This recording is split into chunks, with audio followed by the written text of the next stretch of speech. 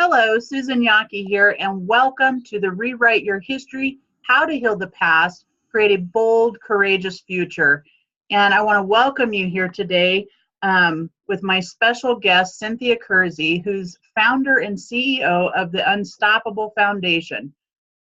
Just to give you a little bit of background, she's a respected leader in the transformational industry, a best-selling author of 2 books, Unstoppable and Unstoppable Women, and an international speaker. Her passion, though, is just out of this world, phenomenal. Every child receives, her passion is to make sure that every child receives access to the lifelong gift of an education. And the Unstoppable Foundation's model changes everything. They not only build schools, but provide entire communities with access to clean water, healthcare, nutritious food, and training for the parents to generate an income so that they never need financial assistance again. It's not charity, it's empowerment. So Cynthia knows firsthand that giving is not only good for business, it's good for the soul. Cynthia inspires people to give and provides entrepreneurs with a practical action plan on how they can expand their business, create customer evangelists, and become completely invigorated about their life and business by integrating generosity as a fundamental part of their business model. She embodies her message and has integrated giving and contribution into her life and business for well over 2 decades now.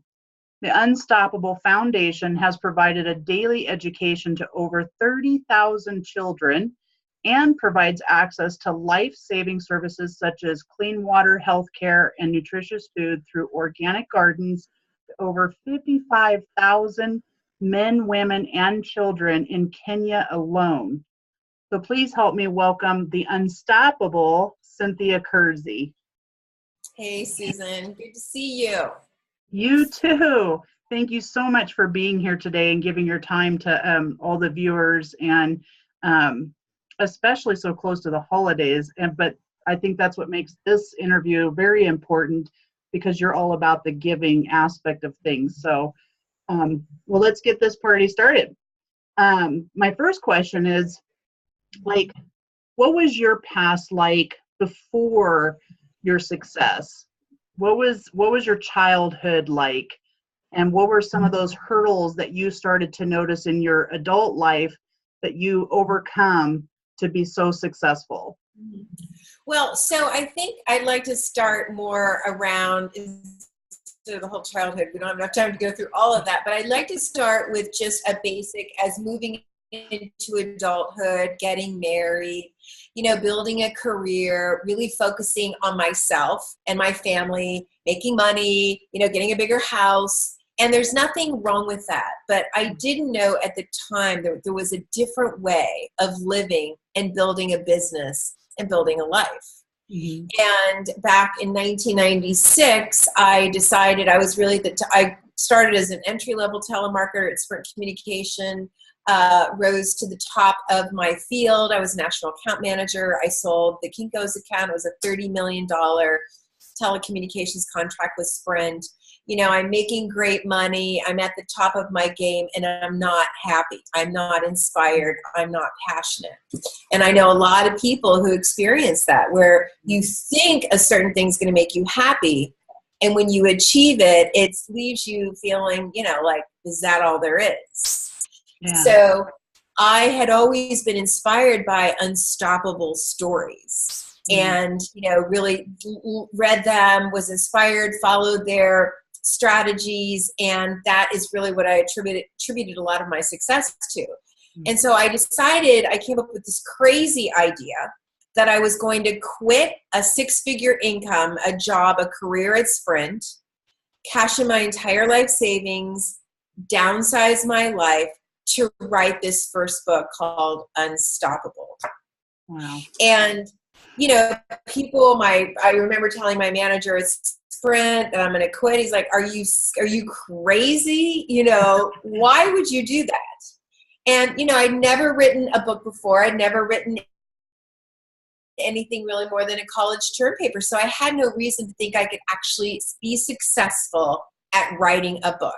Mm-hmm. And yet my purpose was to inspire people with these stories to live an unstoppable life like they had inspired me. Yeah. So back in 1996, I quit my job, cashed my entire life savings, downsized my life to write that first book.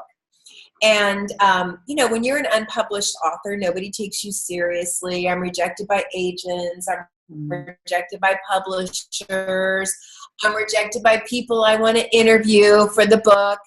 And, had to live, I'm writing unstoppable, right? And it's like I'm constantly up against my stoppability. They say that people write the books they need the most.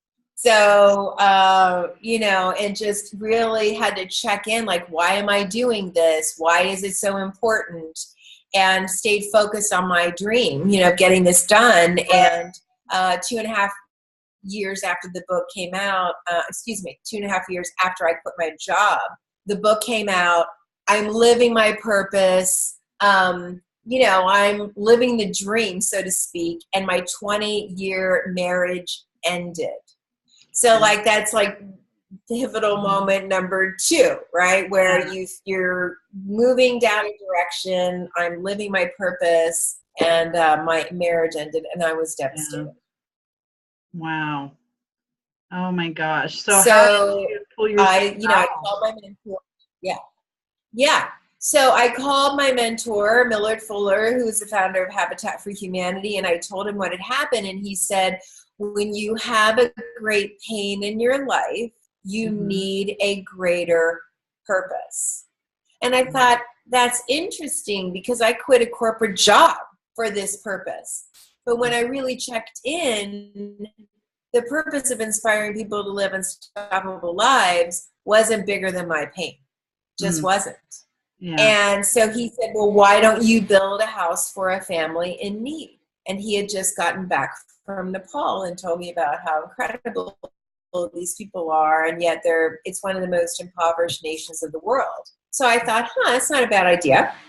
And as I really thought about what's the number of houses that I would need to build that would offset this pain in my life. And remember, I'm now a single mom living on a brand new $14.95 book. I have no community. I don't know people that have a lot of money. I'm struggling. When I really checked into I thought, well, what, 2 houses? That's more than I've ever done before. So maybe it's 2. And sorry about that. There's nothing I can do about that, unfortunately. Yeah. Anyway, so I've got like 5 phones in this house. So, so it wasn't until I got to the number 100 houses that was bigger than my pain. 100. Wow. Oh my gosh. So I had no idea how I was going to do it, literally. Yeah. But I had called my friends, and basically, the strategy was, actually I called Bob Proctor, was the first person I called, who was I'd met him very early on when my book came out. And I said, I need to raise $200,000. It was $2,000 a house. Wow. And he said, oh, that's simple to raise $200,000. All you need to do is find 10 people to donate $20,000. Piece of cake. And I'm thinking, I don't know, but that has $20,000. Right. So that seemed impossible. But I looked at him. It was his idea. And literally, Susan, I mustered up all the courage I possibly could get these words out of my mouth. And I said, would you be the first to do the first 20,000? Wow. And he said later, it was a big gulp. He'd never donated $20,000 before. Oh, now wow. They donate $500,000 a year to the foundation. But at that point, they hadn't contributed at that level. So it was a stretch for him. But that year, when I was out there speaking and healing, I invited people to participate, right, with no attachment to them saying yes or no. And I raised $200,000 and took 18 people to Nepal the next holiday season 1 year later, and worked on those building the first 3 of the 100 homes that were subsequently built that year. And that experience truly changed my life and is really, I think, the impetus for the work I'm doing right now. Because when I started this project, I thought I was doing something great for them. Yeah. And what I hadn't anticipated was how that was going to change my life. And what was interesting is I made more money that year selling a $14.95 book than I did working at Sprint Communications. So that's when I started understanding the law of giving and receiving. I didn't call it that back then, but I was raised, the scriptures say, given it shall be given unto you. So I was familiar with that, but I didn't really understand how giving activates the law of receiving. And it's not the other way around. Yeah. Wow. What an amazing story. Oh my gosh. And you guys have just expanded and keep expanded ever since. Right. So that was the beginning. So that was my first project. I completed that project. And then I started integrating a philanthropic project with every single book I did or every program I launched. I always integrated a philanthropic project. So back in 2005, when my second book, Unstoppable Women, was coming out, I was looking for that next project. And out of the blue, I got this invitation to go to this conference in rural Africa, where the only thing I knew about this conference was that women from rural Kenya and really Tanzania, really in East Africa, were coming to share their stories. That's the only thing I knew, but I felt like I should go. So I rearranged my schedule. I flew over there, and for 5 days sat in an audience hearing woman after woman stand up in the most empowering way saying, we're looking for solutions. Our children are dying, of malaria or waterborne illnesses when, for the price of a cup of coffee, they could have been treated. And how do we get clean water? They're spending their days. Imagine how productive can you be if you had to fetch every ounce of water that you and your family and your animals needed to survive. Right. You're carrying it on your back. How much time do you have to be productive when you're doing those kinds of things?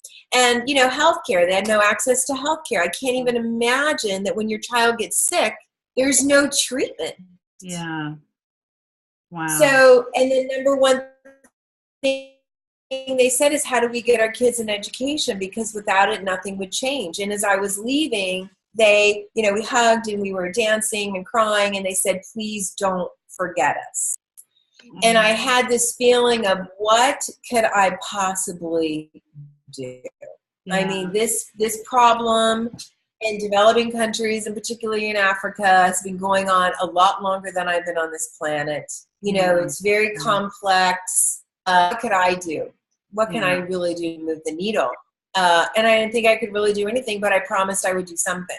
And I came home, and what I did was I turned my 50th birthday. It's been almost 10 years. Actually, this coming March will be my 60th birthday, and 10 years of doing this work. And I turned my birthday into a fundraiser. Don't give me a present. Donate money to help give a child the gift of an education. And that night we raised $80,000. And again, that was the beginning for me of, I was so inspired. And the thing that was interesting, Susan, is that, and again, I hadn't anticipated this, people were thanking me for the opportunity to give, to be a part of something that's meaningful instead of just giving me a birthday gift that I didn't even need. Yeah. So that was really the beginning of this phase of my work, which is the Unstoppable. And once I did that, the 80,000, then I started doing research and got what's going to really move the needle. And what I learned is that there's good organization building schools in developing countries, including Kenya, and in 3 to 5 years, they're empty. Oh. And I thought, why are they empty? And it's like, you can build a school, but if you're not providing access to clean water, Girls aren't in school, they're fetching water. Kids are sick from drinking contaminated water. You know, access to health care when they're sick, which they are a lot in that area of the world. School, Right. food, nutritious food, they're malnourished, they can't think. And if you don't provide the parents a way to earn an income, it's not a sustainable solution, right? It's a handout, it's not a handout. So that's when I really came up with that we need to provide all 5 pillars: education, clean water and sanitation, healthcare, nutritious food, and training for the parents to generate an income. And that's when I found a partner who implements that 5-pillar model with us, and we helped sponsor a village. And that started back in, what is it, I think 1999 or 2000. Yeah. What are we in? Yeah, it was almost a decade. So we started in 2008. Wow. So, yeah. Oh my God. 10 years of work, and it's changed my life. Yeah, I bet. You literally rewrote history coming from that divorce and just took it to like more than just another level. Like you transformed not only your life, but doing it through the giving of these big projects. That's a really powerful message. Right. So you probably could you share what it was like, here you are in your day-to-day stuff, and what were some of the things that you came up against in your mindset? You mean that were challenges? Yeah. Yeah. Well, all sorts of things. I'm not smart enough. Who do I know? I don't know rich people. This is a very complex problem. Yeah. How can I solve it? I mean, the list goes on and on and on. But the thing that really was different is I listened to more of my voice of faith than I listened to my voice of fear. Got it. And I think that's a key. I've always have the doubter, right? That part of you that says you can't do it, it's trying to protect you. But I was more inspired by making a difference, and figured I'd learn how to do it. So I listened honestly more to my voice of faith than my voice of fear. Oh, that's beautiful. That's the best way to say it. Okay. Wow. That's beautiful because, that's what this summit's about, is dealing with the mindset, the regular day-to-day challenges that we're up against, especially when we take on things that we're really committed to in our lives, and powerfully dealing with it so that you can create a bold, courageous future. So, well, this is awesome. So your message is through the giving, you can create a life of, and everybody has their own sort of life that they want to create in their own mind of what that would look like. So what are some tips or anything that you'd like to share with the interviewers today that would help them move through that stuff? Yeah.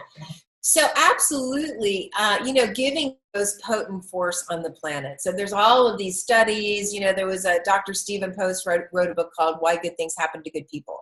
And he authored 50 studies in 44 universities around the world, measuring and looking into the power of giving and generosity. Overwhelmingly, giving is the most potent and the most self-supportive thing that we can do, hands down. So I think, Millard's advice to me about when you have a great pain in your life, you need a greater purpose, or even if you have a great life, you need a great purpose. I have a great life right now, but I'm just looking into, how am I expanding the work that I'm doing, and how do I impact more people, and how do I live every day? I'm reading this thing, my husband and I read it every single night, called The Spirit of Opulence by Thomas Trowell. Okay. Live my life every day from a place of the law of circulation of opulence, meaning I'm largely generous. I'm contributing in a big way. It's like you see the money comes to you, as a way of being generative and supportive to others. It's like versus I need it for me. You can feel the difference. Yeah. You can feel the difference. But as I make more money, I look for, how can I help? How can I share? How can I give my time? Giving my time to you is a way that I look at it's I'm in the spirit of opulence. I'm being generous. I'm being, I want to give. Yeah. And I look at how I live my life. And it creates a fabulous, happy, joyful life. Even if things happen, it's like when you come from that place, it's like money can't buy it, really. Right. And you attractive. People want to be with you. They want to support you. They want to, it's like attracts like. So if you have friends that are not generous or self-centered, or you're feeling like, or people, I'm talking about the collective you, you're not getting help that you need. It's like, look and see how you're being the help. Okay. Look at what's there, because what you put out there is a reflection of what you're getting back. 100% all the time. Yeah.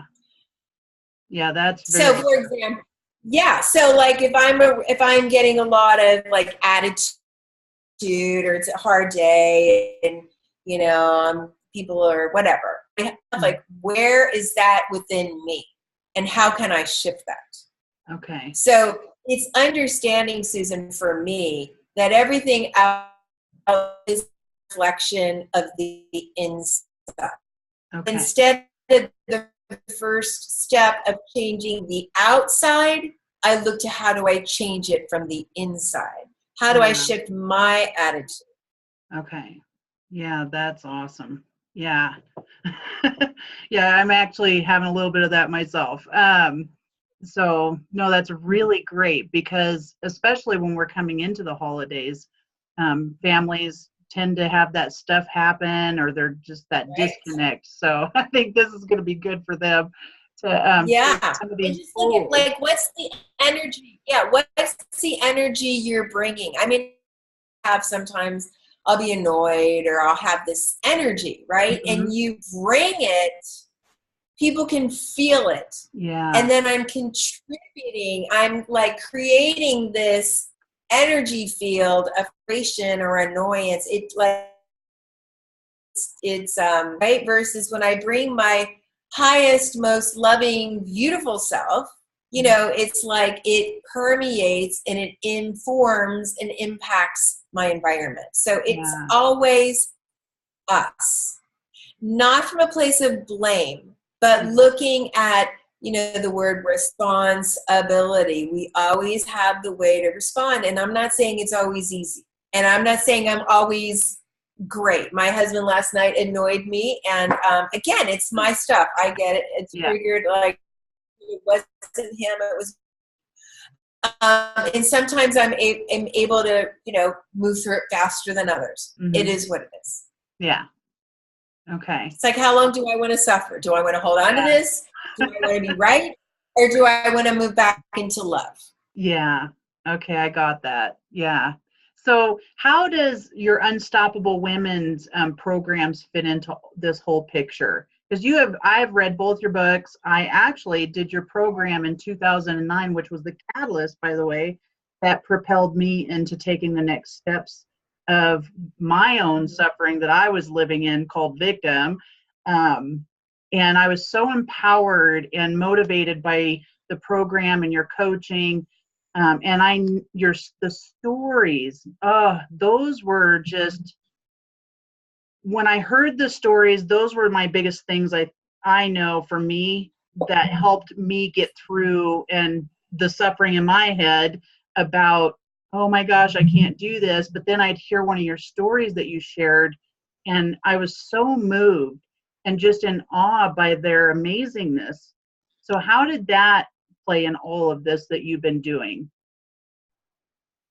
Well, yeah, so I'm actually, I don't actually do that anymore. I'm really working with the foundation 100% of the time. Yeah. But it's certainly, people can still get the book. And I mean, it's a 30-day program. So, it's like, it takes, what's the beliefs, behaviors, and structures I need me move forward in my life to make a change in my life. Yeah. So that's really what it's all about. So it's like, what do I need to believe? Assessing my beliefs. What are the behaviors that are supporting me, moving me forward and taking me away? And what's the structure? Yeah. And those were really great tools. Yeah, they're critical tools. Yeah. Because left to our own devices, we will move back into, conditioned patterns. Yeah. So Okay. Being a coach is really important, a supportive tool to help you move past your recurring patterns. Yeah, beneficial. I have like 3 coaches, but just for different aspects, I think. So, well, we're almost concluding the interview here. Is there anything that you would like to share with the viewers or add to this conversation to leave them with any more value that you've already given to end this day? Yeah, so I think, especially into the holiday season, any season, there's really no season for it, but since we are, I just think, look for how can you give, how can you contribute, how can you, and it doesn't have to be money. I think money is it's energy, right? It's all part of the giving. So financially giving is important. And then it just brings more to give. So if you're not giving, that might be why you're stuck. If people are stuck financially, they're not moving. It's not in circulation. Yeah. So for money, the way that you get it is you got to put it in circulation. Okay. So, but look for ways that you can be a blessing. How can you, support someone else? How could maybe the kids, you do something for the family that the kids are giving back, and as far as organizations, we partner with organizations who want to be a part of our mission, right? To ensure every child gets access to an education and brings these 5 pillars. We have very easy ways that people can teach so that they don't have to move to Kenya and do all the heavy lifting. So, and that, of course, you can go to our site, Hoppable Foundation, and learn more about that. But I think, intentionally look at how can I be of service to somebody else, whether it's every day, whether it's once a week. Just look for what you can contribute and watch your life grow and blossom. Yeah. What's interesting about what you just said, I saw a post the other day. They were talking about, it's interesting. I'm constantly giving in my church, and but I'm not seeing anything come back. Is there like a connection with the giving and receiving? Well, so what I would say to that, and when I hear that I'm giving and not getting it back, it would sound to me like I'm giving out of obligation, over giving, or oh my gosh, so giving and I don't get anything back. That's not the giving I'm talking about. Right. It's not the giving from depletion. It's giving from a place of inspiration. Yeah. So when it's like literally when I'm giving, it is, I don't want to say it's immediate, but it's like you feel it. If all you got was the feeling, that's one thing. But it always comes back, as Bob Proctor says, it's the law, right? It's like you turn a switch and it works. If you in the air, it comes down. It's like gravity. Yeah. And giving is a law, the law of cause and effect. So as you give, I think the key thing is to look at, don't give from a place of obligation, and don't give from a place of, what am I going to get? That's trading. Yeah. That's trading.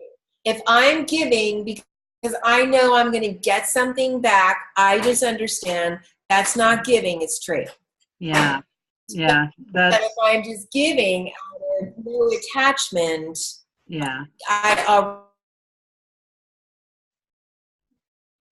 it's a big difference. That's what I was saying. Yeah. All right. Well, I just want to thank you so much, Cynthia, for your time. It's been most valuable. And I also want to thank the interviewer or the people that are watching the interview today. Just thank you so much for your time as well. And if you have any questions, feel free to hit reply on the email that you got this interview in. And I would love to hear what your favorite part was and answer the daily question.